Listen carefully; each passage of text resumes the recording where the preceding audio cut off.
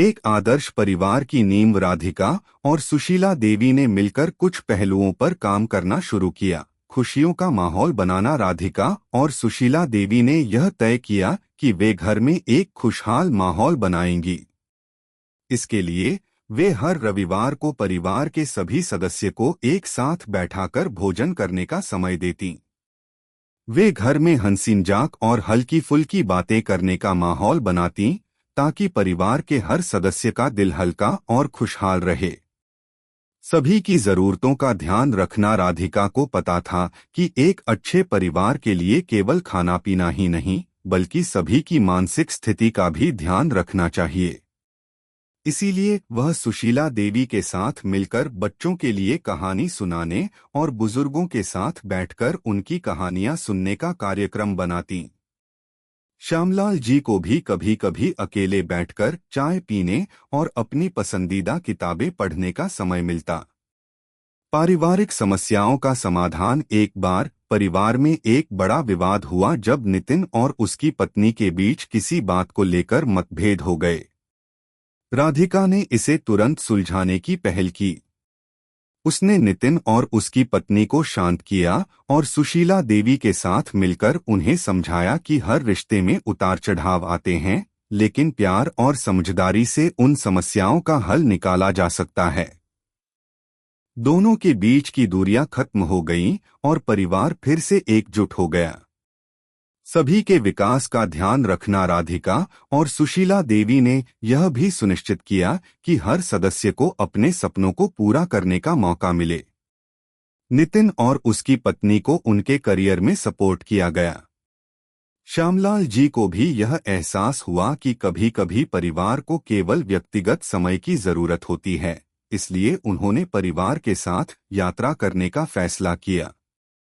राधिका को भी घर के कामों के बीच अपनी पढ़ाई और नौकरी के लिए समय मिल जाता। समाप्ति समय के साथ सुशीला देवी और राधिका का संबंध एक आदर्श सास बहू के रूप में विकसित हो गया। उन्होंने दिखा दिया कि रिश्ते सिर्फ एक तरफ से काम नहीं करते, बल्कि अगर दोनों पक्ष समर्पण और समझदारी से एक दूसरे के साथ काम करें तो कोई भी कठिनाई हल हो सकती है। उनके प्रयासों से घर में न केवल शांति और सुख शांति आई, बल्कि यह परिवार एक प्रेरणा बन गया जो यह सिद्ध करता था कि परिवार की खुशहाली के लिए प्यार, समझ और सामंजस्य सबसे महत्वपूर्ण होते हैं। उन दोनों ने यह साबित किया कि जब सास और बहू मिलकर परिवार की खुशहाली के लिए प्रयास करती हैं, तो कोई भी रुकावट नहीं होती। उनका परिवार अब न केवल उनके लिए बल्कि उनके आसपास के लोगों के लिए भी एक आदर्श बन चुका था। कैसी लगी आपको कहानी? प्लीज कमेंट करो, लाइक करो, सब्सक्राइब करो। धन्यवाद। सास और बहू का पारिवारिक खुशहाली के लिए प्रयास। यह कहानी एक ऐसे परिवार की है जहां सास और बहू के बीच का संबंध एक आदर्श मिसाल बन गया, जहां दोनों मिलकर परिवार की खुशहाली के लिए काम करती हैं और परिवार के हर सदस्य के लिए एक सकारात्मक वातावरण बनाती हैं। इस कहानी में हम देखेंगे कि कैसे सास और बहू के बीच का संबंध बदलता है। संघर्षों के बावजूद वे मिलकर अपने परिवार को समृद्ध, सुखी और संतुष्ट बनाने के लिए प्रयासरत रहती हैं। अगर आप अपनी मां से प्यार करते हो और उनको हमेशा खुश देखना चाहते हो तो चैनल को सब्सक्राइब करो, लाइक करो, जय माता दी कमेंट करो। बहुत ही जल्द आपको खुशखबरी मिलेगी। प्लीज वीडियो को लास्ट तक जरूर देखें। अब आगे सुने कहानी का आरंभ। श्यामलाल जी एक छोटे से गांव के प्रमुख थे। उनकी एक प्यारी सी पत्नी श्रीमती सुशीला देवी थीं और उनका एक बेटा था जो शहर में पढ़ाई करने गया था। एक दिन उनके बेटे नितिन की शादी हुई और बहू राधिका उनके घर आई। राधिका एक शिक्षित और समझदार लड़की थी, लेकिन उसे अपने नए घर में कदम रखने पर बहुत घबराहट हो रही थी। सुशीला देवी को यह देखकर बहुत अच्छा लगा, लेकिन उनका दिल भी थोड़ी सी चिंता से घिरा हुआ था, क्योंकि उनका बेटा अब उनके साथ नहीं था और बहू को समझाना एक नई चुनौती थी। राधिका एक साधारण और गृहिणी लड़की थी, लेकिन एक नए परिवार में कदम रखते हुए उसे पता था कि उसे सबकी उम्मीदों पर खरा उतरना होगा। शुरुआत में दोनों के बीच कुछ छोटे छोटे मतभेद थे। श्यामलाल जी और सुशीला देवी की परवरिश में एक पुराने जमाने के पारिवारिक मूल्य थे, जबकि राधिका का दृष्टिकोण थोड़ा आधुनिक था। यह मतभेद कभी कभी समस्याएं उत्पन्न करते थे, लेकिन दोनों ने इन्हें जल्दी ही सुलझा लिया। सास और बहू के बीच संघर्ष शुरुआत में राधिका को हर दिन नई चुनौतियों का सामना करना पड़ता था।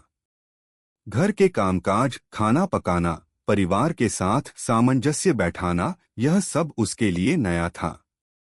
कभी कभी जब वह थक जाती तो सुशीला देवी की नसीहतें उसे थोड़ा ज्यादा लगतीं।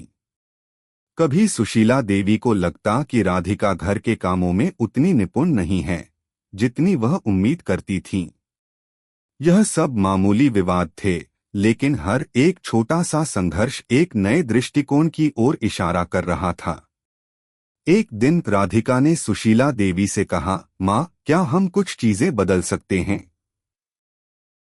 जैसे कि परिवार के बीच अधिक समय बिताने के लिए कुछ नए तरीके अपनाने का प्रयास करें।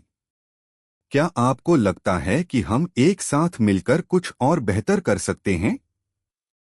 सुशीला देवी थोड़ी चौंकी, लेकिन फिर उन्होंने राधिका की बात पर विचार किया और कहा, तुम सही कह रही हो बहू।